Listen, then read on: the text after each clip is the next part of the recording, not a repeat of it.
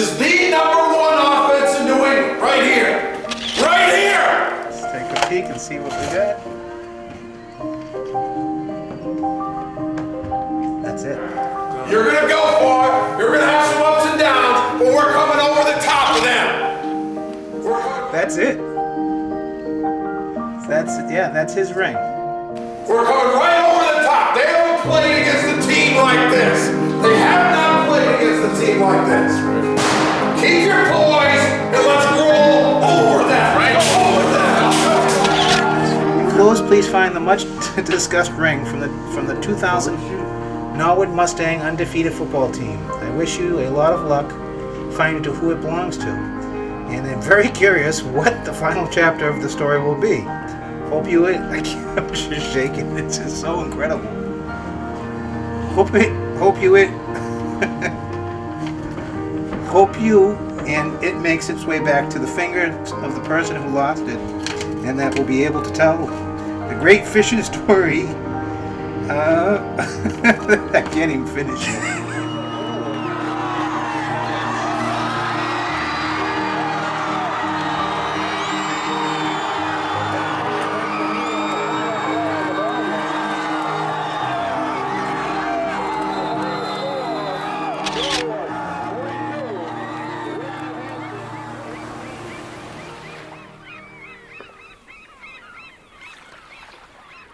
So it was at least 2 years ago, easily 2 years ago, that we were out fishing. I'll never forget. It was my uncle, George, my father, my buddy George Holmesy, my family friend Steve Bartell up from New Hampshire.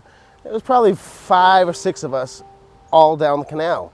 And within the spacing of us, it's probably about 30 feet. The day that we were fishing for those, it was just like any other day. The fish that we were catching, we would release. If there was one that we ended up wanting to keep for ourselves or for the family or whatever, we would bring that home. But it was just any other day, typical day. We were fishing down the east end of the canal. And the fishing was incredibly hot that day. We're out there. I mean, there was a few times as soon as the lure hit the water, fish would just jump out of the water and just take it. So I'll never forget it. So I catch one fish, get it in, and we're out there for about an hour to 2 hours between the change of the tides. And it was probably just before 6 o'clock, he decided to keep a fish. One of the fish on that morning, after he had let several of them go, he decided he wanted to keep one of those fish. And he brought the fish, after he caught it, he brought the fish up the rocks. And in doing so, he slipped on the rocks. The rocks are very slippery on the canal. Climb back up the rock in the canal, and all of a sudden I'm like, oh no, I don't feel my ring. I look, my ring's not on my finger. Now the gentleman that was to the left of me goes, hey, you leaving? Can I grab your spot? I said, sure, go ahead. Went to my spot. As soon as I look back, after noticing my ring was gone, I see the gentleman bend down, pick something up. Now I'm like, oh, did he pick up a fishing lure? Did I drop my ring? He spent about 45 minutes trying to get it with it, and his cousin helped him out, trying to get it out of the rocks, to no avail. He couldn't see it, but he kept searching and searching and searching. All the time that he was searching, we kept fishing, not really realizing what had been going on. As far as I'm concerned, it's gone. There's only a handful of people I tell my father, because he could tell something was genuinely wrong with me, because I was looking frantically and he could tell I was in an upset mood and whatnot. Told my girlfriend, obviously, told only a handful of people. So not many people knew that I lost the ring, because it was kind of upsetting to me. It was actually really upsetting to me.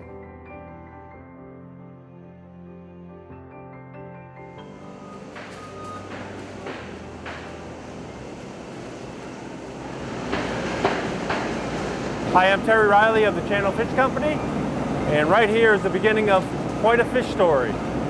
So there's cutting houses all around Boston, right, and Maine and Gloucester, Canada. They cut their fillets for the restaurant or the shop or whatever.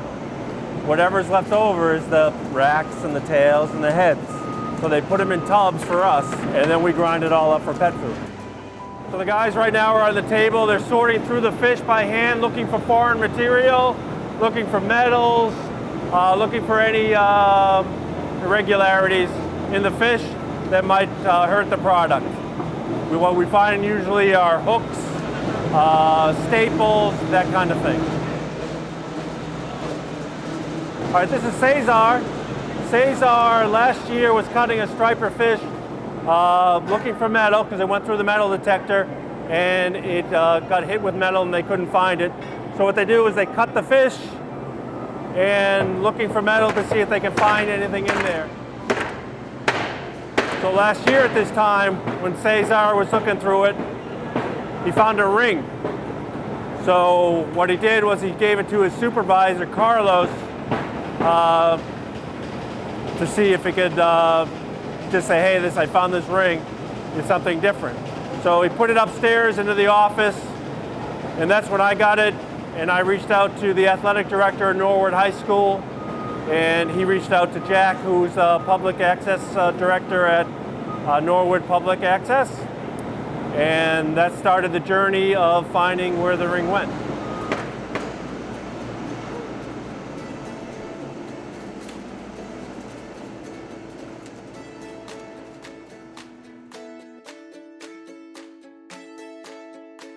I was talking to Coach Buzzy Curran one day, and he had asked me if I'd heard about the fish ring story.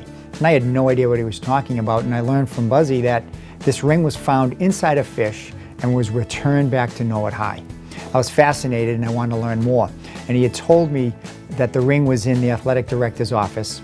So I went down the hall and talked with John Longley, the athletic director, and he had told me that the ring was shipped to him from the fishing plant in East Boston, and there was no name on the ring. So he struggled on how to return the ring. So I decided to make a little project of my own, and with producer Mike Maloof and we went through the yearbook and looked at all the players and the coaches and tried to come up with a number of how many rings that probably existed back in 2000.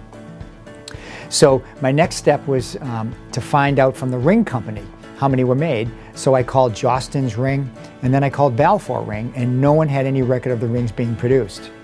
So my next step was, I thought I would call Norwood Bank. Norwood Bank always steps up in these kind of situations and helps for these fundraising activities. So I called the president, Chris Dixon, whose son happened to be on the team as well. And Chris told me that for sure Norwood Bank definitely stepped up and helped out for the cost of the rings. But he did suggest that Sean Keegan might be able to tell me the number of rings produced because he was involved in helping the parents design the ring and helping this project go smoothly. So I decided to go down to Keegan's Jewelers unannounced. I walked right in and talked with Sean, and as soon as I told Sean that I had a ring that was found inside a striped bass, he told me right away who the ring belonged to. And I said to Jack, could you bring it down so I could take a look at it? And Jack, of course, jumping like a little kid at Christmas, had to run back and get that ring and bring it down to me with cameras. And of course, he got some of the good footage of me losing my stuff, but it brought the ring down. As soon as that ring was in my hand, I knew that was his ring. Because I had worked on it with my boy for so long and knew the ring inside and out. And I knew how the stone was held in. I knew how he set the stone, and yeah, that was his ring. Once we learned that the ring belonged to Sean, we wanted to learn more. I was intrigued with the whole story, and I wanted to find out, why did he make this ring? How did he make this ring? And what did the ring mean to him? It just basically was something that he was driven to do, that he was proud of it, and he still wears it to the day he lost it. He wore it with a lot of pride and a lot of love. I made it, instead of making my having a class ring, high school class ring, I made a high school Super Bowl ring to basically remember the time that I had with all my good friends and buddies playing football and our high school careers together. And it also meant a lot to me because I made the ring by hand myself.